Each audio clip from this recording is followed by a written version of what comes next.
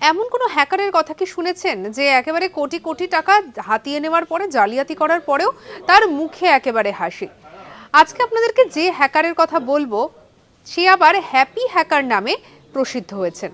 কেন হয়েছেন, কি সেই গল্প জানেন? যে আলজেরিয়ান বংশোদ্ভূত হামজা বেন্দেলাজ নামক এই হ্যাকার, সে খুব কম বয়সেই হ্যাকিং শিখে নিয়েছিল এবং যেটা জানা যায় সে মাত্র 20 থেকে 22 বছর বয়সে কোটি কোটি টাকা বড় বড় কোম্পানির সাইটে ঢুকে সেগুলোকে হ্যাক করে কামিয়ে নিয়েছিল।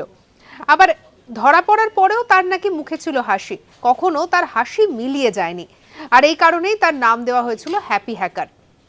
একটা সময় তার মৃত্যুদণ্ডের খবরও প্রকাশ্যে আসে, আর সে সময় নাকি আমেরিকা জুড়ে একেবারে তোলপাড় পড়ে গিয়েছিল। অনেকেই বলেছিলেন যে সে হচ্ছে আসলে রবিনহুড, সে এরকমভাবে টাকা হাতিয়ে নিয়ে গরিব মানুষের কাছে পৌঁছে দেয়। তাই এরকম রবিনহুডের তারা কখনোই চান না যে কোনো ক্ষতি হোক, যদিও পরবর্তীকালে জানা যায় এমন কোনো নির্দেশনা আদালতের থেকে আসেনি। তবে সে কিন্তু বেশ ফেমাস হয়েছিল এই হ্যাপি হ্যাকারের নামে।